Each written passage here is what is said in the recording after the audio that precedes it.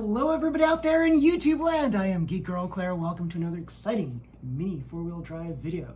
So today we're going to be talking about an analysis of the races I entered today along with my son. So we went to Hobbytown in Toms River, and today, Saturday, July 10, was an awesome series of races. We got there just in time for the box stock category, and so we each entered box stock, tune class, open class, and I entered the drag races. So this is what happened. We competed with the following racers. Allie is this GT Racer. The GT Racer typically has a torque-tuned engine in there, a Pro Series motor with double shaft, but I switched it to a white bell motor. So yeah, so it'd be like a standard car. So that was pretty good, but not as great as this one here, Bumblebee. And the big problem with Bumblebee is it was pretty decently fast, but it would, at the very end, wouldn't it jump out at the end, Matthew? Yeah. Yeah, it would, like, at the very last lap, it would jump out at the end. Just like NEO-VQS did from the last 2 months. So the final one, this was my box stock racer. This is Spider-Gwen, which is a Geo glider. And it is, from what I know, one of the fastest, if not the fastest, box stock racer. Everybody totally respects this as a box stock racer because they know that it goes really fast out of the box. It's only a 4-to-1 gear ratio, and even with that, it's got these low friction, big, like large diameter wheels, and when you tune the motor, then you can get 20 kilometers per hour on it, which is very atypical of a box stock car. Typical box stock cars give you anywhere from 16 to about 19 kilometers per hour. So this is pretty fast. And the fact that it's got these wide rear rollers is pretty cool. I do like these wide rear rollers here. Some people don't like them, I like them. And here it's got like a pretty thick front roller. Oh wait, this is kind of loose. Maybe that's why I kept flipping over. So yeah, this one also flipped over. It's called the Din Curse. Then the Din Curse, the final lap, this stupid thing just flips over. My last name is Din, that's why I call it the Din Curse. So I tried to weigh these cars down so they wouldn't flip over as much, and I was successful. A couple of times I got in practice runs to get these cars to go around the tracks without flipping over, but as you know, when you're racing in real life, anything can happen, and the fact of the matter is, when you're racing against other people, the cars themselves all affect each other. Vibrations that the cars cause in the lanes affect the cars in the other lanes. So it's like this. It's like imagine if you were to lean on the side of the wall and somebody on the other side of the wall, maybe the next apartment over, would bump up against it. What'll happen? You'll feel it, especially if they hit the wall hard enough. So that's what's happening when you're racing against somebody else. You are racing against other people here, and they are affecting the way the road is. So all of these extra vibrations, the slightest bit of variance can affect your car. So just because you've done well on the practice run does not mean you're going to do the same way when you're running a real race. So that's the big takeaway from this video, if you want to call it that, for box stock races. So that's the analysis for box stock races. Then we moved on to tune class. And tune class, we had Matthew's car right here. This is my son's car. I helped him a little bit on it, but for the most part, he built it himself. And it's got extra weights on here. He even knew enough to select the kinds of weights that you need to put on the car to weigh it down so that it would stay on the track. And it's got these really smooth rollers with this add-on right here. It's a sliding front damper, and it's the aluminum one. I think it was like $5.40 for it. It was a great price for what it was. And it's got rear weights here and double rollers that are nicely placed right here. And it's got brake right here and 2 little brakes right here. Now the big problem with this racer is It did fairly well in tune class, but it would flip over every now and again. It's kind of slow, but it stayed on the track. The problem was these brakes would come off pretty easily, and so we basically tried to tape them down, as you see. As you see here and here, we taped them down. I don't think I should have covered the brake, so that was my bad on that, but I wanted to make sure that it was like on there, like totally. And also, we found out that this was causing, wasn't this causing issues, Matthew? The sides here? Yeah. Yeah, so we smoothed out the sides by covering them with tape. So that was a good move right there. Even though this car was slow, it stayed on the track, and that was cool. It just didn't win because of speed. Is that true? Yeah. Okay. Yeah, there were other cars that were much faster. Tune class, I think, is the hardest category because you have to really use all the parts that are like sold that way, and you have to like create something that works with those parts. So that's pretty difficult. So other tune class cars, I had a series of cars that I created with my new idea concept, my new thing called the Dragon Tail. So let's take a look at all of my Dragon Tail cars. Now, did they work well?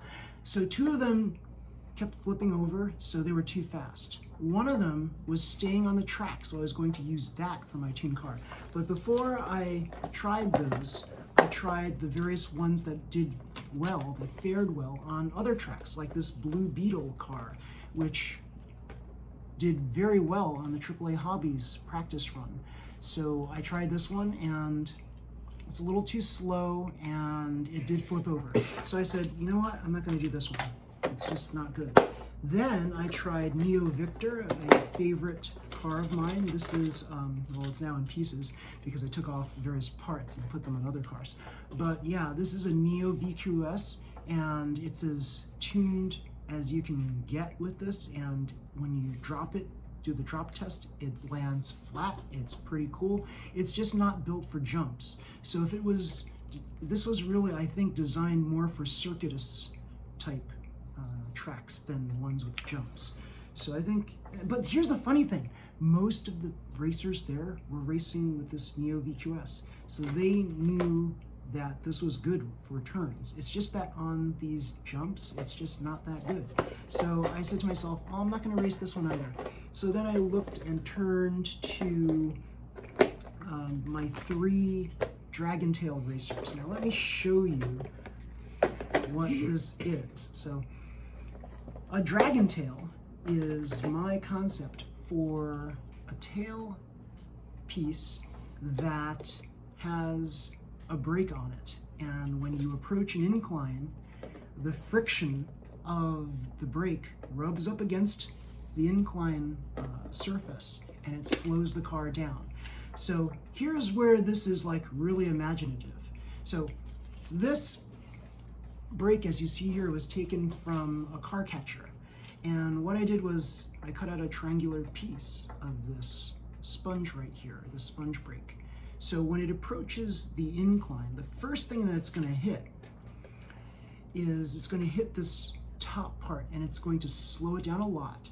And as it continues up, it's going to hit not just here, but it's going to hit the middle, and then it's going to hit the end. So at the very first point in the incline, it's going to hit this widest part first. As it approaches up the incline, it gradually like increases in speed because there's less sponge brake material. So that's the theory behind the Dragon Tail.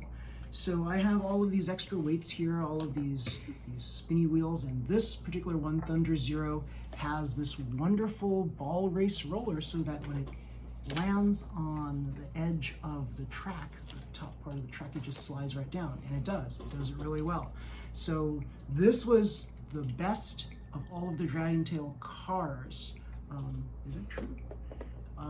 For tune class. So I was using this. And I had a torque tuned motor in here. It was doing pretty well with torque tune, but at the very last lap, it would fly off, flip upside down, and that's the end of me. So they had digicurves here. Digicurves are digital curves where instead of a sloped round curve, they were like in this weird hexagonal like kind of bend. So they call it digital curve. And there also there's a tabletop that where it ended, there was another turn there. So that's where this thing kept flipping over. At the very end, the very last lap, it would flip over, and that would be really annoying. So this one here has another dragon tail on it. It's the same style of dragon tail, except I have this plate on here so that this would be at a less of an incline. So if you take a look here, this is about the incline that you want, right? So the NEO-VQS, when you take a look at how it inclines, it's about this angle, whereas this one flips up a lot more. One of them flips up a lot more, maybe not this one, I don't know. But one of them flips up a lot more. I think it is this one. So yeah, Wolfie didn't do too well either. It also flipped upside down a little too many times. And so tune class, what happened? I didn't get very far in tune class. I kept flipping out. So I didn't get into the finals with tune class, unfortunately. Then we move on to open class. Now open class, I think that's where my strength is, open class, because all the stuff that I've read and learned, I just stuck into this car here. And I just kept on working on this car over and over and over again. And some of the things that you guys have seen my other videos perhaps, and you've seen NEO-VQS right here. And I have a lot of faith in this car, even though it is a VZ chassis going up against MS class cars, and MS class cars have suspensions, and well, all of the world will tell you that MS class cars are superior to non-MS cars because they have the suspension systems, and I don't. Still, this car did very well against them, to the tune of, I ended up 3rd place, bronze medal with this car, and it stayed on the track, and this is what I did. So I took out my light dash motor, which is arguably one of the more powerful motors out there. It's built for speed, less on torque, and instead I put a hyper dash motor in there. Very good choice. So this ended up being a little slower than my previous version of NEO-VQS, but it stayed on the track. So hyper dash gives you a combination of acceleration and torque, very good. And I've got these stabilizers made of wheels. So I took wheels, like these kinds of wheels, and I shaved off the sides and I made these into big stabilizers. So this would hug the insides of the track much better. And here, I learned this from Mad Tang. This is a really cool trick here. I actually melted these brakes right onto the carbon fiber and FRP pieces right here. So there's a little bit of a slope. You can't see it too much now, but there's a little bit of slope here, more slope on the front edge than there is on the back. So I melted this right onto here so that it wouldn't rub off so easily when it's going on the inclines. So there's no evidence of any rubbing off. So take a look at this, Matthew. I melted this on here using a torch, a blowtorch. Cool. Yeah, so that they would just stay on there. Should we do that for your car? Maybe. Maybe. Thanks to Mad Tang for that advice. Thanks to Mad Tang for the wheels that I bought from him. So these are shaved wheels that have maroon friction tires along with super hard tires on it. It looks really cool with this car. Everybody who is racing open class had these shaved tires. This car is built to fly, and this is my body damper system using car catch material.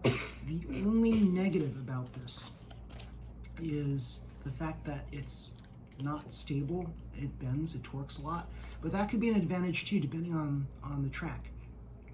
I feel that the body catcher material is a lot lighter. It's not that I feel, it is. It's a lot lighter than using popsicle sticks to get this to flip up and down. And I feel that I have a nice springy action here with the weights. So I feel that the weights that I put on here are perfect for this car, because the drop test tells me that everything lands pretty flat once I drop it, especially with batteries in it. So I really torqued this up by putting in the pink Fujitsu batteries. It flies with those batteries in it, so it's pretty cool. So yeah, I'm very proud of this. This is a bronze medal winner, like I said. Sorry, it's not silver or gold, but next month there's supposed to be like a really cool prize if you win gold. So yeah, I'm going to try to tune this up and make it even better. But yeah, so I guess I'm technically a pro racer now, but I don't feel like it. So some of you harsh critics out there will say that you have to win the race and then you're a pro racer. So for those people, yes, I'm not a pro racer yet. But for the rest of you, since I placed, I think I'm like pro or semi-pro or something like that. Or maybe a super enthusiast, how about that? Super enthusiast. So anyway, yeah, that was the open class races. And then we move on to the drag races. Now, as many of you know, I have won the past 2 months in drag racing, and I finally lost. I lost against a superior opponent who somehow tuned his car using an atomic tune motor, which beat me twice. So it was like crazy. Like I was actually beating him, and suddenly he did something to his car and made it faster than mine. And I'm like, what the heck happened there? But anyway, I made this car better than last month's car, and he still beat me. So here are the improvements I did on this one. It's a Penguin Racer, except I changed it to a polycarbonate body, so it's an Avante body now. So it's like 4 or 5 grams lighter than before, and I added this body catch, so it's like 5 grams lighter. With the torque tune engine, it should have been super fast. It should have just blown everybody away. And truth be told, against all the other racers, I blew them all away. But this car that I was going up against, he had a super fast car that looked very similar to mine with these wide diameter wheels. He had like a very similar build. I believe he probably had a polycarbonate body also. His car was just like a little bit faster than mine, but a little bit is all that you need to win the race. So yeah, I also would like to say that unfortunately I didn't pre-test the car as much as I'd like. So usually I would just keep playing with my car before the drag race to try to make sure that the gears were all like nice and clean and stuff like that. I didn't play with this as much. I was so concentrating on open class that I just assumed that this would just win, but it didn't. So until next month I'll have to try again and see if I can recapture my title of Dragon Queen. So they were like, well, we can call you Drag Queen, but that's like offensive to a lot of people. And I'm like, yeah, why don't you call me Dragon Queen? Because I invented the dragon tail. And they're like, okay, we can call you Dragon Queen. Yeah, but now there's somebody else is the new Dragon Queen. So unfortunately. So I'll have to beat him next month. But anyway, yeah, I think I overcharged these batteries too. So that may have been a factor. So I know that if you charge the batteries up to a certain level and you have this power, but I know if you overcharge them, at least I heard about this, if you overcharge them, that could be detrimental to a race. Maybe those of you out there who know more about battery charging can talk in the comments about that. Overcharging batteries, it was like, I know that 1.41 volts for the pink Fujitsus is a good thing to win the races, but I charged them, I accidentally left them on until they were 1.5, and that was probably bad. So yeah. So anyway, that's it. That's the race analysis for all the Hobbytown races. We had a lot of fun there, and we won, the prize we won was a Mach Dash Pro motor that I have in the other room. It's charging up. Let me see if I can get there it is. This is the prize that I won as the bronze medalist for open class. So the winner gets a car kit, the second place winner gets like an item that's worth a certain amount, and the third place gets an item worth a certain amount, a smaller amount. So that's what I got, a motor. So that's it. We're going to be doing more of these races in the future, my son and I. And yeah, if you like this video, please slam the like button and subscribe to my channel for more mini four-wheel drive videos just like this one. So I'd like to say that I'm I'm not a pro, but just an enthusiast. But now that I'm medaled, I'm a semi-pro or a super enthusiast. Hopefully pro who wins gold at some point soon. So yeah, until next time, everybody, see ya, bye.